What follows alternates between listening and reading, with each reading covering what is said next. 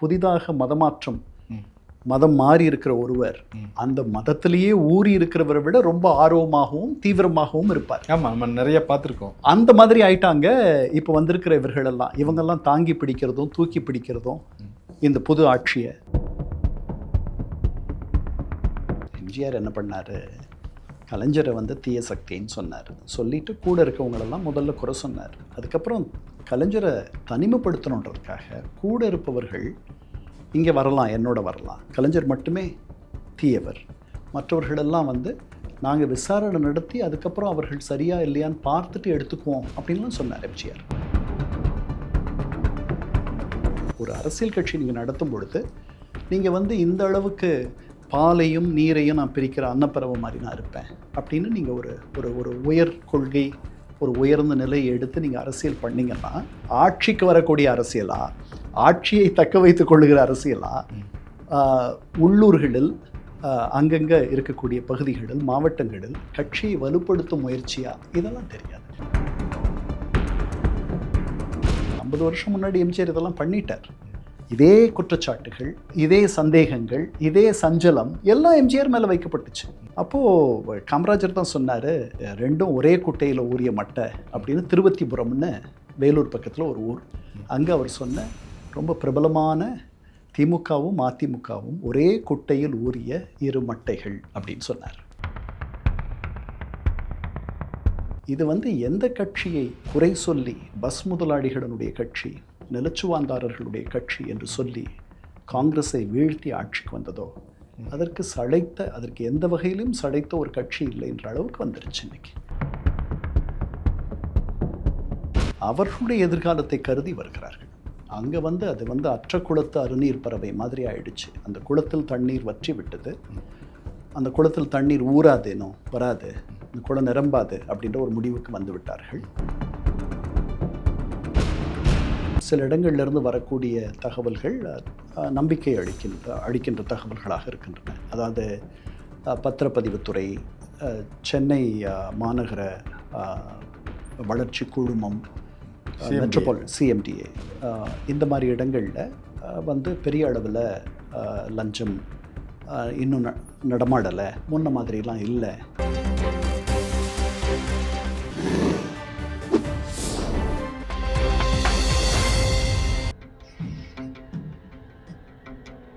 தமிழ் அலை நேயர்களுக்கு வணக்கம். இன்றைய சந்திப்பில் நம்மோடு இணைந்திருப்பவர் ஐக்கிய நாடுகள் சபையின் முன்னாள் உயர் அதிகாரி திரு இரா கண்ணன் அவர்கள். அவர்களை வரவேற்பதில் மகிழ்ச்சி.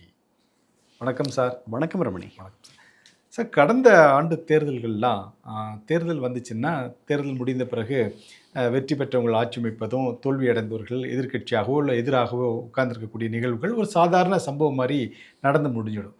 ஆனால் இந்த தேர்தல் ரொம்ப வித்தியாசமாக பார்க்கப்படுது. ஏன்னா ஆண்ட கட்சிகள் எல்லாமே இந்த தேர்தல் விளவிளக்க வச்சதோடு மட்டும் இல்லாமல், ஆண்ட கட்சியிலிருந்து ஏராளமான ஒரு கட்சியிலேருந்து ஏராளமான பேர் வேறு கட்சியில் போய் ஜாயின் பண்ணுறாங்க, தாவேக்காவில் போய் ஜாயின் பண்ணுறாங்க.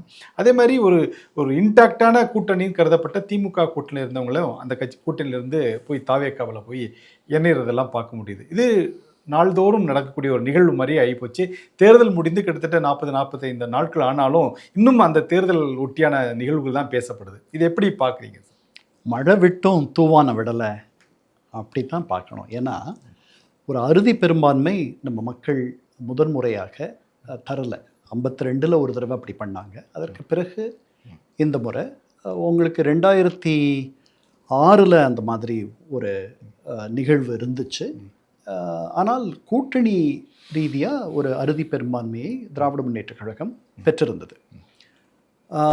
52 தேர்தலில் யாருக்கும் தனி அறுதி பெரும்பான்மை கிடைக்கல. அதுக்கு பிறகு அந்த மாதிரியான ஒரு சூழல் இந்த தேர்தலில் தான் நமக்கு கிடைச்சது. அதனுடைய தாக்கம் தான் மழை விட்டும் தூவானம் விடலைன்ற மாதிரி இப்போ நடக்கக்கூடிய இந்த நிகழ்வுகள்லாம். ஆளும் கட்சி தன்னை பாதுகாப்பாக வச்சுக்கணும்னு நினைக்குது.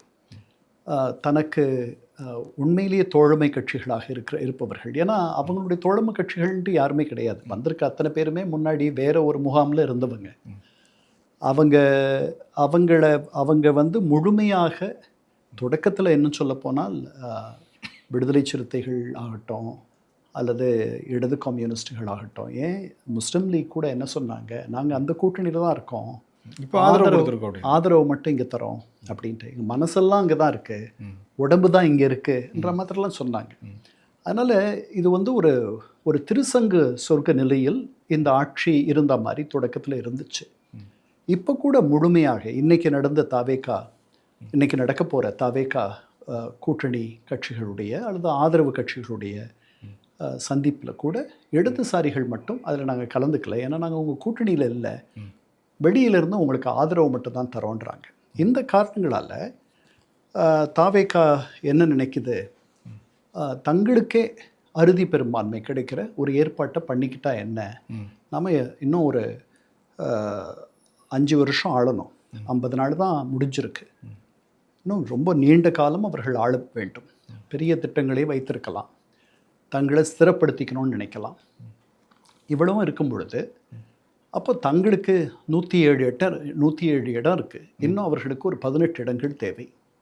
அந்த 18 இடங்களை பெறுவதற்கு அவர்கள் ஏதோ செய்கிற மாதிரி தெரியுது, அப்படித்தான் நமக்கு தெரியுது.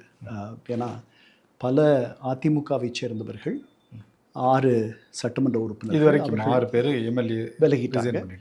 அந்த 11 அப்படின்ற அந்த மந்திர எண் வர வரைக்கும் இது ஒருவேளை தொடருமா என்னன்னு தெரியல. அதாவது 118 இடம் அறுதி பெரும்பான்மை வர வரைக்கும் இந்த மாதிரியான விலகல்கள் நடக்கலாம்.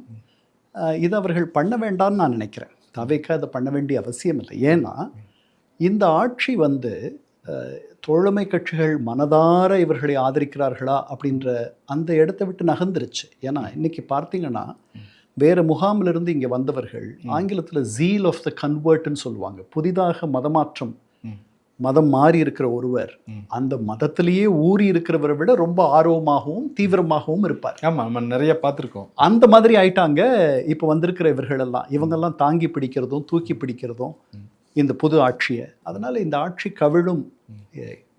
மேனாள் முதல்வர் வந்து இது 6 மாதத்தில் முடிஞ்சிடும் அப்படின்லாம் சொன்னாலும் கூட இந்த ஆட்சி 5 ஆண்டுகள் நிலைத்து நிற்கும் என்பதில் எனக்கு எந்த சந்தேகமும் இல்லை. அதனால் வேற ஒரு கட்சியிலிருந்து, அதாவது அவர்கள் வருபவர்கள் அத்தனை பேரும் இவர்கள் அழைத்து வருகிறார்கள் அப்படின்னு நான் நினைக்கல. அங்கே அதிருப்தி இருக்குது, அந்த கட்சியில் ஒரு வருங்காலம் இல்லை எதிர்காலம் இல்லைன்னு நினச்சி கூட இந்த பக்கம் வரலாம். அவர்களில் சில பேரெல்லாம் வந்து குற்றம் சாப்பிட்டப்பட்டவர்கள், அவர்கள் மீது வழக்குகள் நிலுவையில் இருக்கின்றன. அவர்களுக்கு ஒரு மங்கலான ஒரு பின்புலம் இருக்குது, ஒன்று தெளிவான வெள்ளையான ஒரு பின்புலம் இல்லை. இவர்களெல்லாம் சேர்த்துக்கிட்டு இவர்களுக்கெல்லாம் இந்த வரப்போகிற இடைத்தேர்தல்களில் தாவேகா இவர்களுக்கே மீண்டும் இவர்களை வேட்பாளர்களாக நிறுத்தி அல்லது ஆதரவு தெரிவித்து இவர்களை மீண்டும் கொண்டு வந்து இந்த கட்சியில் இணைச்சிக்கிட்டா அது எப்படி நல்லா இருக்குமா? தாவேகாவை விமர்சனம் செய்யக்கூடியவர்களும் அதைத்தான் சொல்கிறாங்க. நீங்கள் வந்து தேர்தலுக்கு முன்பு அதிமுகவை ஒரு ஊழல் கட்சின்னு சொல்லி குற்றம் சாட்டினீங்க. நீங்கள் இப்போ அந்த கட்சியில் இருந்தே நிறைய பேரை நீங்கள் உங்களுடைய கட்சியில் வந்து நீங்கள் சேர்த்துக்கிட்டீங்கன்னா அப்போ நீங்கள் சுமத்தின குற்றச்சாட்டு என்ன ஆகுறது? அப்போ நீங்கள் தூய சக்தி கொடுக்க போகிற, தூய சக்தி ஆட்சி கொடுக்க போகிறேன்னு சொல்லிட்டு இந்த மாதிரி ஊழல் கட்சியிலேருந்து நிறைய பேரை நீங்கள் எடுத்து உங்களோட வச்சுக்கிட்டிங்கன்னா நீங்கள் எப்படி தூய சக்தி ஆட்சி கொடுப்பீங்க அப்படிங்கிற ஒரு கேள்வி எழுப்புறாங்களே. ரொம்ப நியாயமான கேள்வி தான் நான் நினைக்கிறேன். ஆனால் ஒரு அரசியல் கட்சியை நடத்துபவர்கள் கொஞ்சம் நடைமுறைவாதியாக தங்களை மாற்றிக்கொள்ள வேண்டிய நிர்பந்தத்திற்கு ஆக்கி போகிறார்கள் ஆட்சிக்கு வந்த உடனே. அதனால தான் ஆட்சிக்கு வந்த உடனே அவர்கள் பேசுகிற பேச்சு வேறு மாதிரி இருக்கும், எதிர இருக்கும்போது பேசுகிற பேச்சு வேறு மாதிரி இருக்கும். ஏன்னா ஆட்சி அதிகாரம் என்பது உங்களை மட்டுப்படுத்தும், சாந்தப்படுத்தும், நெளிவு சுழிவுகளை கற்றுக் கொடுக்கும், சமரசம் செய்வதை சமயோசிதமாக நீங்கள் செய்ய வேண்டும் என்பதை நீங்கள் புரிந்து கொள்ள வேண்டிய ஒரு சூழலில் உங்களை தள்ளும். அதுதான் ஆட்சி. அதனால தான் நம்ம இந்த இந்தியா இன்னைக்கு இத்தனை வித்தியாசங்களை கடந்து இன்றும் ஒரு ஒற்றுமையாக இருப்பதற்கு காரணம் இந்த ஜனநாயகத்தினுடைய பெரிய வெற்றி. ஒரு இந்திய கொடி போட்ட காரில் ஒரு அமைச்சராக போகிறதுல இருக்கிற ஒரு இன்பம் வந்து ஒரு பேரின்பம். அதனால் வித்தியாசங்களெல்லாம் மறந்து இந்த இந்திய ஒருமைப்பாட்டுக்கும் இறையாண்மைக்கும் கட்டுப்பட்ட பல அரசியல்வாதிகளும் தலைவர்களையும் நீங்கள் பார்க்குறீங்க. ஒரு காலத்தில் தீவிரவாதிகளாக, ஆயுதம் தாங்கிய தீவிரவாதிகளாக இருந்தவர்களெல்லாம் கூட இந்த ஜனநாயக வலையில் வீழ்ந்து அதில் இன்பம் காணுவதை பார்க்குறோம். அதனால் இதை பண்ண வேண்டான்னு தான் நானும் நினைக்கிறேன். ஆனால் ஒரு கட்சியை நடத்துபவர்கள் அப்படி நாங்கள் அது வந்து ஒரு தியரியாக இருக்கும், அது வந்து ஒரு கருதுகோள் செயல்முறையாக இருக்குமே உடைய நடைமுறைக்கு நீங்கள் வந்து யாரையும் எடுத்துக்கலைன்னு வச்சுக்குவோம்.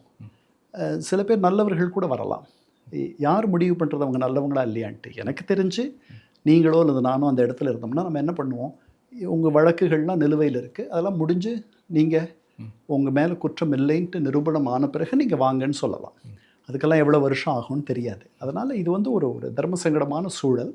தாவேகாவுக்கு இது தேவையில்லை அப்படின்றது தான் என்னுடைய கருத்து. அது இன்னொரு விஷயம் நீங்கள் இப்போ குறிப்பிட்ட விஷயத்தை சொல்லப்படுது சார். அதாவது முதலமைச்சராக இருக்கக்கூடிய திரு விஜய் அவர்கள் நேரடியாக இவர்களை எல்லாம் கட்சியிலேருந்து பிற கட்சியிலேருந்து வரக்கூடியவங்களை வந்து அவங்களே ஆர்வமாக வராங்க, வர்றவங்கள நம்ம ஏன் வர வேணான்னு சொல்லுவாங்க அப்படின்னால அவர் பொதுச் செயலாளர் வச்சு தான் வந்து அவர் கட்சியில் சேர்க்குறாரு. நாளைக்கு ஏதாவது ஒரு கிரிட்டிசேஷன் ஆனால் இவங்க எங்களுடைய முன்னிலையில் இவர் இணையலை அப்படிங்கிற மாதிரி ஒரு விஷயத்தை சொல்லலாம். ஆனால் யார் வந்து இணைந்தாலும் அவர்கள் மீதான நடவடிக்கை என்பது அது தனி அப்படிங்கிற மாதிரி தானே சொல்லப்படுது சார். இல்லை எம்ஜிஆர் இதெல்லாம் பண்ணார். எம்ஜிஆர் என்ன பண்ணார், கலைஞரை வந்து தீய சக்தின்னு சொன்னார். சொல்லிவிட்டு கூட இருக்கவங்களெல்லாம் முதல்ல குறை சொன்னார். அதுக்கப்புறம் கலைஞரை தனிமைப்படுத்தணுன்றதுக்காக கூட இருப்பவர்கள் இங்கே வரலாம், என்னோட வரலாம், கலைஞர் மட்டுமே தீயவர், மற்றவர்களெல்லாம் வந்து நாங்கள் விசாரணை நடத்தி அதுக்கப்புறம் அவர்கள் சரியா இல்லையான்னு பார்த்துட்டு எடுத்துக்குவோம் அப்படின்லாம் சொன்னார் எம்ஜிஆர். அதற்காக ஒரு உள்ளேயே கட்சி உள்ளேயே நான் நினைக்கிறேன் இஎஸ் வெங்கடேசன்னு ஒரு நீதிபதி, ஒரு மாவட்ட நீதிபதியாக இருந்தவர், அவர் கூட அதில் இருந்தார். அவருக்கு பின்னாடி ஏதோ ஒரு வாரிய தலைவர் பதவி கூட கொடுத்ததா எனக்கு ஞாபகம். ஆனால் காலப்போக்கில் அரசியல் நடைமுறையில் இதெல்லாம் சாத்தியமில்லாத ஒரு விஷயம்னு எம்ஜிஆர் புரிஞ்சுக்கிட்டார். அதனால் சர்க்காரியா ஆணையத்தில் கலைஞர் கருணாநிதி மேலே மட்டும் சர்க்காரியா குற்றங்களை அடுக்கவில்லை. நாவல நெடுஞ்செழியன் மேலே அடுக்கினார், பாவு சண்முகம் மேலே, சீபா ஆதித்தனார் மேலே, இப்படி பல பேர். அந்த அத்தனை பேரும் கலைஞரை தவிர மீதி அத்தனை பேரும் எம்ஜிஆரோடு வந்து விட்டார்கள் பின்னாடி. அதனால் அதை மக்களும் வந்து மறந்து ஏற்றுக்கிட்டாங்க. அதனால் அந்த மாதிரி இங்கேயும் நடக்கலாம். நடைமுறை சிக்கல் இது. ஒரு அரசியல் கட்சி நீங்கள் நடத்தும் பொழுது நீங்கள் வந்து இந்த அளவுக்கு பாலையும் நீரையும் நான் பிரிக்கிற அன்னப்பறவை மாதிரி நான் இருப்பேன் அப்படின்னு நீங்கள் ஒரு ஒரு ஒரு உயர் கொள்கை, ஒரு உயர்ந்த நிலையை எடுத்து நீங்கள் அரசியல் பண்ணிங்கன்னா அது வந்து இப்போ ரமணிக்கு எனக்கு வேணால் ஒரு வேளை சரியாக இருக்கும். நம்ம மாதிரி ஆட்களுக்கு இது ஒரு நேர்மையான அரசியல், இது ஒரு அறம் சார்ந்த அரசியல், அரசியல் பிழைத்தோருக்கு அறம் கூற்றாவதும்ட்டு இளங்கோ அடிகள் எழுதினானே சிலப்பதிகாரத்தில், அந்த மாதிரி அரசியல்ன்ட்டு. ஆனால் ஆட்சிக்கு வரக்கூடிய அரசியலா, ஆட்சியை தக்க வைத்துக் கொள்ளுகிற அரசியலா, உள்ளூர்களில் அங்கங்கே இருக்கக்கூடிய பகுதிகளில் மாவட்டங்களில் கட்சியை வலுப்படுத்தும் முயற்சியா, இதெல்லாம் தெரியாது. ஓகே. அதனால் அந்த வகையில் வந்து தாவேகா திமுக விட வேற பெரிய வித்தியாசமாக இருக்கிற மாதிரி எனக்கு தெரியலை. ஏன்னா ஓபிஎஸ்ஸை திமுக எடுத்துக்கிட்டு அவருக்கு ஒரு சட்டமன்ற உறுப்பினர் மாற்றுது அப்படின்னா அதுக்கும் இதுக்கும் என்ன பெரிய வித்தியாசம் இருக்க முடியும்? சொல்லுங்க. எம்ஜிஆர் பாணியை வந்து விஜய் பின்பற்றுகிறார் அப்படி தான் நம்ம எடுத்துக்கலாம். அப்படி தான் தோணுது. இதுக்கெல்லாம் ஒரு ஒரு ஒரு ஏற்கனவே இருக்குது. இதுக்கெல்லாம் ஒரு பின்னணி முன்னாடியே நடந்திருக்கு. 50 வருஷம் முன்னாடி எம்ஜிஆர் இதெல்லாம் பண்ணிட்டார். இதே குற்றச்சாட்டுகள், இதே சந்தேகங்கள், இதே சஞ்சலம் எல்லாம் எம்ஜிஆர் மேலே வைக்கப்பட்டுச்சு. அப்போது காமராஜர் தான் சொன்னார், ரெண்டும் ஒரே குட்டையில் ஊறிய மட்டை அப்படின்னு. திருவத்திபுரம்னு வேலூர் பக்கத்தில் ஒரு ஊர். அங்கே அவர் சொன்ன ரொம்ப பிரபலமான திமுகவும் அதிமுகவும் ஒரே குட்டையில் ஊறிய இரு மட்டைகள் அப்படின்னு சொன்னார். அதனால் எம்ஜிஆர் இவ்வளவு நாள் அவங்க பண்ண தப்புக்கெல்லாம் துணை இருந்தார்ல அப்படின்னு கேட்டார் காமராஜர். அதனால் இப்போ இங்கேருந்து வரவர்கள் அத்தனை பேரும் இன்னும் திமுகவிலிருந்து யாரும் வரல. அது கூட பின்னாடி ஒரு வேளை நடக்கலாம். ஆனால் திமுக கூட்டணியிலிருந்து எல்லாருமே இப்போது இங்கே வந்து கூட்டணியிலிருந்து வந்துட்டாங்க. அதுக்கு அவங்க சொல்கிற காரணம் இன்னொரு தேர்தலை சந்திக்க வேண்டாம் மக்கள்னு அப்படின்னு சொல்கிறாங்க. அதுக்கப்புறம் திமுக தலைமையே அவங்கள வந்து வாழ்த்தி வழி அனுப்பி வைத்ததாக திமுக தலைமையும் சொல்லுது, அவங்களும் சொல்கிறாங்க. இதெல்லாம் அப்போ. ஆனால் இப்போ ஐயுஎம்எல்லுடைய தலைவர் சொல்கிறாரு, இந்த மாதிரி அதிமுக ஆட்சி அமைக்கிறதுக்கு நீங்கள் எங்களுக்கு உறுதுணையாக இருக்கணும் அப்படின்னு கேட்டுக்கொண்டதுனால தான் இது வந்து பாஜக ஆட்சிக்கு வழிவகுக்க மாதிரி ஆகிடும். ஸோ அதனால் நாங்கள் வந்து தாவேகாவுடைய அவங்களுக்கு சப்போர்ட் பண்ணியிருக்கோம் அப்படிங்கிற மாதிரி நேற்று கூட ஒரு பேட்டியில் சொல்லி குற்றச்சாட்டை முதல் சொன்னது சிபிஎம்னுடைய பேபி. என்ன, ஆமாம், தேசிய செயலாளர் பேரே பேபி. பொதுவாக குழந்தை வந்து பொய் சொல்லாது. அடுத்த நாள் அவர் மாற்றி சொன்னார்.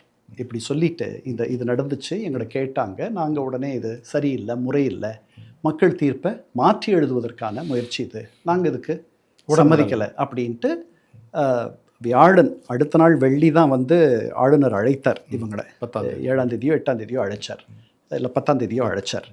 இது வந்து 8ஆம் தேதி அவர் சொன்னதாக எனக்கு ஞாபகம். நான் அதை நேராக பார்க்குறேன் தொலைக்காட்சியில். அடுத்த நாள் ஒன்பதாவதையும் மாற்றி சொன்னார். மாற்றிட்டார். ஏன்னா அவருக்கு வந்து அழுத்தமும் தொலைபேசி அழைப்புகளும் அவரை அப்படி திக்குமுக்காட வச்சிருச்சு. அப்படிதான் திருமாவளவனும் முதல்ல ஒத்துக்கிட்டாரு. அதுக்கப்புறம் அவரும் பல்ட்டி அடித்தார்.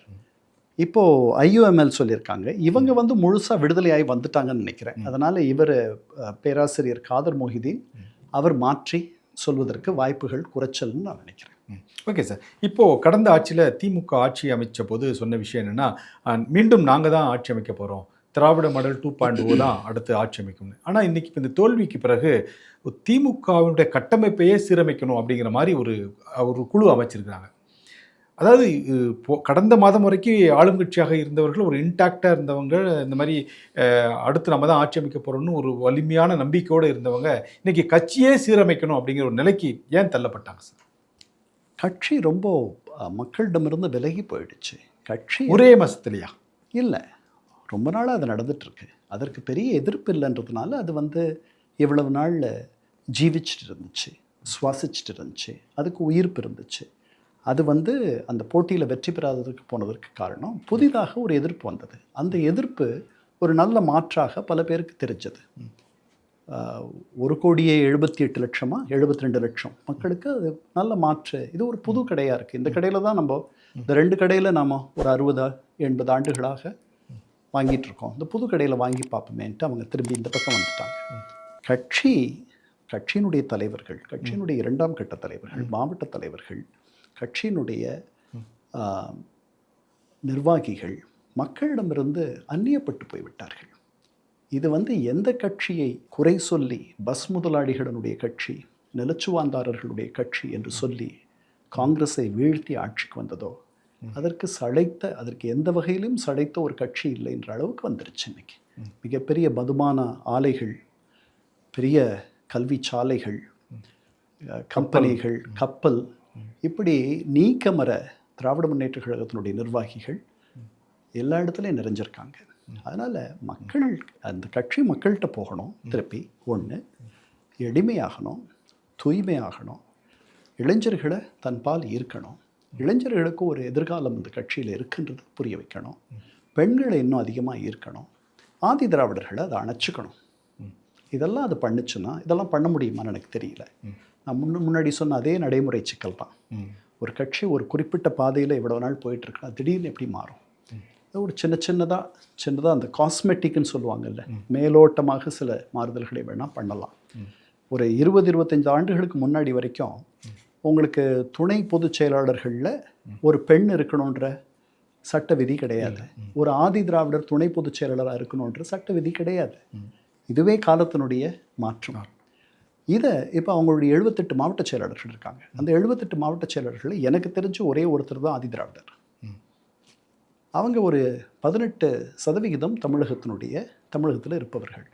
இந்த கட்சி இனிமேல் வந்து திராவிட முன்னேற்ற கழகத்திற்கோ அஇஅதிமுக அப்படி ஒரு கட்சி நாளாவட்டத்தில் இருந்தால் அவர்களுக்கு இந்த வசதி, உங்களுக்கு ஆட்சி அதிகாரத்தில் பங்கு கிடையாது, தேர்தலின் போது மட்டும் நீங்கள் கூட்டணியாக வரலாம், ஆட்சி மட்டும் நாங்கள் மட்டும்தான் பண்ணுவோம் அப்படின்ட்டு சொல்கிற அந்த சலுகை, அந்த வசதி, அந்த லக்ஸுரி எல்லாம் போயிடுச்சு. Okay sir. சார், நீங்கள் குறிப்பிடும்போது ஒரு விஷயத்த சொன்னீங்க. அதாவது நாளாவட்டத்தில் அதிமுக என்ற கட்சி இருந்தால் அப்படின்னு நீங்கள் சொல்லும்போதே ஒரு அச்சத்தையும் ஒரு தகைப்பையும் ஏற்படுத்துது. அதாவது அதிமுகவிலிருந்து வெளியேறி தாவேக்காவில் இணையக்கூடியவர்கள் சொல்லக்கூடிய விஷயம் என்ன அப்படின்னா, திமுகவோடு இணைந்து அதிமுக ஆட்சி அமைக்கிறதுக்கு முயற்சித்தாங்க. தன்னுடைய நேர் எதிராக இருக்கக்கூடிய திமுகவோட இணைந்து ஆட்சி அமைக்க முற்பட்டதுனால தான் நாங்கள் அந்த கட்சியிலேருந்து எங்களுக்கு அந்த கொள்கையும் கோட்பாடும் பிடிக்காமல் நாங்கள் வெளியில் போகிறோம் அப்படின்னு சொல்லிட்டு தாவேக்கால வந்து இணைகிறாங்க. இப்போ ஒரு ஆளும் கட்சியாக இருக்கக்கூடிய ஒரு கட்சியில் இணைந்தா தன்னுடைய பணிகளை வந்து சிறப்பாக செய்ய முடியும் அப்படிங்கிற எண்ணத்தில் அவங்க போகிறாங்களா, இல்லை விஜய் வந்து ஒரு நல்லாட்சி கொடுப்பார், அவர் ஒரு நம்பிக்கை நட்சத்திரமாக இருப்பார் அப்படிங்கிற எண்ணத்தோட இந்த தாவேக்கா வந்து இணைகிறாங்களா? இல்லை, நான் நினைக்கிறேன் நிறைய பேர் பல பேர் அவர்களுடைய எதிர்காலத்தை கருதி வருகிறார்கள். அங்கே வந்து அது வந்து அற்ற குளத்து அருநீர் பறவை மாதிரி ஆயிடுச்சு. அந்த குளத்தில் தண்ணீர் வற்றி விட்டது, அந்த குளத்தில் தண்ணீர் ஊறாதேனோ வராது, அந்த குளம் நிரம்பாது அப்படின்ற ஒரு முடிவுக்கு வந்து விட்டார்கள். அவர்களெல்லாம் இப்போ வந்திருக்க பல பேர் 50கள் 60களில் இருப்பவர்கள். அவர்களுக்கு அவங்க நினைக்கிறாங்க இன்னும் ஒரு 10-15 ஆண்டுகள் அவர்களுக்கு பொது வாழ்க்கை இருக்குன்ட்டு. அந்த பொது வாழ்க்கையை தக்க வைத்து கொள்ள வேண்டும். தாங்கள் கவனிக்கப்பட வேண்டும், தாங்கள் செய்தி ஏடுகளில் அடிபட வேண்டும் என்பது அவர்கள் நினைக்கிறார்கள். அதனால் ஒரு புதிய குளத்தை, ஒரு புதிய மரத்தை நாடி வருகிறார்கள். அவ்வளவுதானே தவிர எதிர்க்கட்சியாக இருந்தால் மக்களுக்கு சேவை செய்ய முடியாதுன்னா அப்போ எதுக்கு எதிர்க்கட்சியாக இதுக்கு முன்னாடி இருந்தது இல்லையா? இல்லை வந்து இந்தியாவில் எதிர்க்கட்சிகளே இல்லையா? எதிர்க்கட்சியில் இருந்து ஜெயிச்சு வந்தால் தப்பா? என்ன இது? அப்புறம் நாளைக்கு என்ன சொல்லுவாங்க? மந்திரியா இல்லைன்னா என்னால் போதுமான அளவு சேவை செய்ய முடியலன்னு வாங்க. அதுக்கப்புறம் முதலமைச்சராக இருந்தால் தான் நிறைய சேவை செய்ய முடியும்னு சொன்னாலும் சொல்லலாம். இதுக்கெல்லாம் வந்து ஒரு அனர்த்தமாக இருக்குது உங்கள் பேச்சு. Okay sir. அதான் அதிமுகவோட பொதுச் செயலாளர் எடப்பாடி பழனிசாமி கூட இன்றைக்கி பேசும்போது ஒரு விஷயத்த சொல்கிறார். இந்த மாதிரி கட்சியினுடைய துரோகிகள்லாம் வெளில போயிட்டாங்க.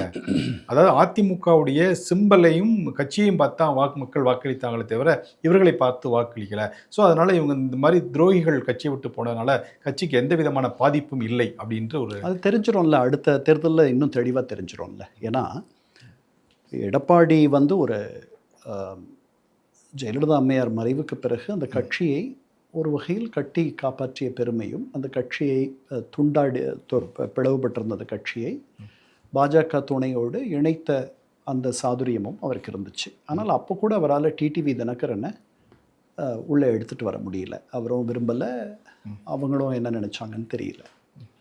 அதுக்கு பிறகு அவருடைய போர், அவருடைய எதிரி, அவருடைய அரசியல் சவால் யார்னா உள்ளே இருக்கவங்க தான். ஓபிஎஸ் இருந்தார், டிடிவி இருந்தார், சசிகலா இருந்தார், அதுக்கப்புறம் வேலுமணி ஆனார், சண்முகம் ஆனார். இப்படி உள்ளே இருக்கிற உங்களுடைய ஒரு காலத்தில் உங்களுக்கு இவர் செங்கோட்டையன், இந்த மாதிரி நீங்கள் யாரை வந்து உண்மையிலேயே எதிரியாக கருதி அவர்களோடு சமர் செய்திருக்கணுமோ அதை விட்டுட்டு நீங்கள் உங்களோட இவ்வளவு நாள் ஒன்றாக பயணம் செய்தவர்களையே அவங்கள அப்புறப்படுத்திட்டு அந்த கட்சியை நீங்கள் கைப்பற்றணுன்ற ஒரு எண்ணத்தில் அந்த கட்சியை இப்போ கைப்பற்றிட்டீங்க. ஆனால் அந்த கட்சி முன்ன மாதிரி பலமாக இல்லை. அவர் சொல்கிறதெல்லாம் ஓரளவுக்கு தான் உண்மை. அடுத்த தேர்தலில் மக்கள் வந்து அந்த இரட்டை இலைக்கோ அல்லது கட்சியினுடைய நிறுவனர்களான எம்ஜிஆருக்கோ ஜெயலலிதாவையும் இன்னும் நினைவில் வைத்து வாக்களிப்பார்கள் அப்படின்லாம் எனக்கு பெருசாக அப்படி இருக்கிறவர்கள் கொஞ்சம் பேர் இருப்பாங்க. ஆனால் அந்த கட்சி வலுவிழந்து கொண்டு வருவதாகத்தான் நான் நினைக்கிறேன். Okay sir. சார், இந்த தவிக அரசின் மீது எதிர்க்கட்சிகளும் மற்றவர்களும் வந்து தொடர்ந்து நிறைய விமர்சனங்களை வைக்க ஆரம்பிச்சிட்டாங்க. மக்கள் வந்து ஏமாற்றத்தை தான் பார்த்துருக்காங்க அப்படின்னு. ஆனால் மக்கள் ஓரளவு நம்பிக்கையோடு தான் இருக்காங்க. இந்த ஆட்சி நமக்கு எதாவது செய்யும் அப்படிங்கிற ஒரு நம்பிக்கையோடு தான் இருக்காங்க. இப்போ நடக்கக்கூடிய இந்த ஆட்சியில் விஜய் வந்து ஒரு சரியான பாதையில் பயணிக்கிறாரா அப்படிங்கிற ஒரு கேள்வி எழுந்திருக்கு. நீங்கள் எப்படி பார்க்குறீங்க சார்? இல்லை, எனக்கு ஒரு கலவையான ஒரு எண்ணம் தான் இருக்குது.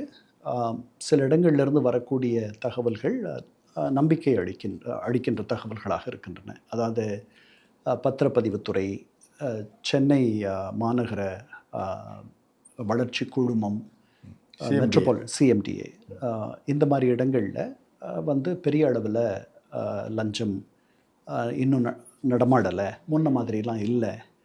அப்புறம் வேறு சில பேர் ஸ்ரீதர் வேம்பு மாதிரியவர்கள் அவங்களே பதிகிறாங்க, எங்களுடைய பள்ளிக்கு உரிமத்தை புதுப்பிக்கும் பொழுது நாங்கள் பணம் தர வேண்டிய அவசியம் இல்லாது இருந்துச்சு இந்த முறை அப்படின்லாம் சொல்கிறாங்க. இதெல்லாம் வந்து நம்பிக்கை அளிக்கக்கூடியதாக இருக்கிறது. முதல்வரினுடைய மௌனம் கவலை அளிப்பதாக இருக்கிறது. முதல்வர் பேசணும், அப்பப்போ அவர் எப்பெல்லாம் பேசணும்னு நினைக்கிறாரோ அப்போ பேசணும். நான் வந்து தமிழக அரசினுடைய செய்தி தொடர்புக்குன்ட்டே ஒரு அலுவலகத்தை வைத்து கடந்த முறை பேட்டியில் நீங்கள் சொன்னேன், வாரம் ஒரு தடவை கூட நீங்கள் வந்து செய்தியாளர்களை சந்திக்கலாம், பேசலாம். உங்களுக்கு அது பிடிக்கலைன்னா வேறு ஒருத்தர் அந்த வேலைக்கு நீங்கள் போட்டுடலாம். அதுக்கு பிறகு சில அமைச்சர்கள் மீது மிக கடுமையான குற்றச்சாட்டுகள் வைக்கப்படுது. ஒரு அமைச்சர் வந்து போதை மருந்து கொக்கெயின் பயன்படுத்திய ஒரு சின்ன வீடியோ இருக்குது. அதுக்கு வந்து அங்கே அந்த தரப்பிலிருந்து எந்த பதிலும் இல்லை. அந்த நேற்று ஒரு அறிக்கையை கொடுத்துருக்காங்க சார். ஒரு பேட்டியில் திரு நிர்மல்குமார் அவர்கள் வந்து அவரிடமிருந்து விளக்கம் கேட்கப்பட்டிருக்கு. இந்த விளக்கம் குறித்து எங்களுடைய தவேகாவுடைய நிர்வாகிகள் ஆய்வு செஞ்சுக்கிட்டு இருக்காங்க அப்படின்னு ஒரு இதை கொடுத்து 4 நாளைக்கு பிறகு அது வருது. Too little too late. அப்புறம் என்ன விளக்கம்? இந்த மாதிரி நீங்கள் வந்து சரியான ஒரு பின்புலத்தை விசாரிக்காமல் வேகமாக நீங்கள் இந்த முடிவெல்லாம் எடுத்துட்டீங்க. அமெரிக்காவில் மேலை நாடுகளில் 2 விதமான வெட்டிங் பரிசோதனை நடக்கும். ஒன்று வந்து உங்களுடைய உளவுத்துறை, உங்களுடைய உள்துறை, போலீஸ், அவங்கள வச்சு விசாரிக்கிறது உங்களை பற்றி. உங்களை ஒரு இடத்துக்கு கொண்டு வரோம் அப்படின்னா அதுக்கு பிறகு நாடாளுமன்ற மேலவை உங்களை வந்து உங்கள் நியமனத்தை உறுதி பண்ணணும். Senate confirmation. அங்கே உங்களை கேட்குற கேள்விகளுக்கு இந்த வேலைக்கு எதுக்குடா நீங்கள் நம்மளை நியமிச்சாங்க அப்படின்னு நீங்கள் நினைப்பீங்க. அந்த மாதிரி வந்து உங்களை அவ்வளவு துன்புறுத்துகிற மாதிரி கேள்விகள் கேட்பாங்க. அதனால் இதெல்லாம் கடந்தும் சில பேர் தவறுதலாக நியமனம் அடைந்து விடுகிறார்கள். இதில் தெரியாத சில விஷயங்கள் அவங்க பதவிக்கு வந்த பிறகு தெரிய வரும். அதுக்கப்புறம் அவங்கள நியமித்த நிர்வாகத்திற்கு ஒரு பெரிய தர்ம சங்கடமும் ஒரு அவப்பெயரும் வரும். அவர்கள் விலகிடுவாங்க. இதெல்லாம் நடந்திருக்கு. அதனால் இங்கே அந்த மாதிரி ஒரு சிஸ்டமிக்காக ஒரு வெட்டிங் ப்ராசஸ், இந்த மாதிரி ஒருவரை தேர்வு செய்யும் முறை நம்மகிட்ட இல்லை. இதை வந்து மாற்ற வேண்டிய ஒரு நிலைக்கு நம்ம வந்திருக்கோம்னு நினைக்கிறேன் இதெல்லாம் பார்க்கும் பொழுது. Okay sir. சார், திமுக தரப்பில் இருந்து திரு ஆர்எஸ் பாரதி அவர்கள் ஒரு புகாரை வந்து ஆளுநருக்கு அனுப்பிச்சிருக்கிறார். அதாவது என்னென்னா, நாங்கள் குதிரை பேரம் நடக்கிறதுன்னு தொடர்ந்து நாங்கள் வலியுறுத்திட்டே இருந்தோம். அதை நிரூபிக்கும் விதமாக மதிமுகவுடைய பொதுச் செயலர் திரு வைகோ அவர்கள் பொதுக்குழு கூட்டத்தில் பேசும்போது, திரு விஜய் அவர்கள் உங்களுடைய 2 எம்எல்ஏக்களை ராஜினாமா செய்ய சொல்லுங்கள், நாங்கள் நின்று உங்களுக்கு வெற்றி பெற வச்சு தரோன்னு சொல்லுறாரு. ஸோ இது வந்து நேரடியாக வைகோ அவர்களே ஒப்புக்கொண்ட ஒரு விஷயம். ஸோ அதனால் அந்த குதிரை பேரம் தொடர்பாக ஆளுநர் அவர்கள் நடவடிக்கை எடுக்குன்னு சொல்லி ஒரு புகார் கொடுத்துருக்காங்களே, இது எப்படி பார்க்குறீங்க? இல்லை, அதுதான் இந்த மாதிரியான விமர்சனங்கள், இந்த மாதிரியான குற்றச்சாட்டுகளை இந்த நிர்வாகம் தவிர்க்கலாம். அதனுடைய சங்கடம் நமக்கு தெரியுது. அதுக்கு வந்து அறுதி பெரும்பான்மை தேவை. தனக்கு அணுக்கமாக இருக்கக்கூடிய தோழமை கட்சிகள் அதற்கு தேவை. அதெல்லாம் எனக்கு புரியுது. அதற்கப்புறம் உயர் அரசியல் வந்து என்னென்னா, உங்களுடைய பதவி நீங்கள் வெற்றி பெற்ற அந்த கட்டளையை திருப்பி நீங்கள் அதிலிருந்து வெளியே வந்து, ஏன்னா நீங்கள் உங்கள் போக்கு மாறுது, வேறு இடத்துக்கு போகிறீங்க. அதனால் நீங்கள் அதை வாங்கின முன்பணத்தை திருப்பி தந்துடுற மாதிரி நீங்கள் அதை வேண்டான்னு சொல்லிடுறீங்க, இந்த பக்கம் வந்துடுறீங்க, திருப்பி நிற்கிறீங்க, மக்கள் உங்களை ஒத்துக்கிட்டால் திருப்பி தேர்ந்தெடுக்க போகிறாங்க, அதுக்கப்புறம் இந்த கட்சிக்கு வரீங்க. அந்த வகையில் பரவாயில்ல, அதில் ஒன்றும் இல்லை. இதெல்லாம் வந்து கட்சி தாவல் தடை சட்டம் இல்லைன்னா நடக்குமானா நடக்காது. கண்டிப்பாக அதுக்கத்தான் அது சட்டமே கொண்டு வரப்பட்டது. ஆமாம், இது முதல்ல 2000 சில்லறையில் கொண்டு வரும் பொழுது 3ல் 1 பங்கு இருந்தால் போகிறோம் அப்படின்னாங்க. அதை வந்து நிறைய பேர் அடைஞ்சிட்டாங்க. அதனால் அதை வந்து 2 பங்கு. ஆமாம், 2 பங்கு ஆக்கிட்டாங்க. இப்போ அது முடியலை. அதனால் இதெல்லாம் நடந்துகிட்ருக்கு. இப்போ அடுத்த வேலுமணி ஒருவேளை பதவி விலகுவார் அப்படின்ட்டு செய்திகள் இன்றைக்கி இந்து நாளேடிலேயே போட்டிருக்காங்க. இதெல்லாம் தவிர்க்கலாம். அவர் கட்சி பதவியை வந்து ஏற்றுக்கொள்ளாதனால அந்த ஒரு முடிவுக்கு வந்து, அதுதான் நான் முன்னாடியே சொன்னேன் இல்லையா, அதிருப்தி காரணமாகவும் சில பேர் வெளியே வரலாம். ஆனால் அதிருப்தி மட்டுமே காரணமாக எனக்கு தோணலை. இங்கே ஒரு அவசியம் இருக்குது, இங்கே ஒரு நெருக்கடி இருக்குது. அந்த நெருக்கடிக்கும் இவர்கள் உதவுவது போல் இருக்குது.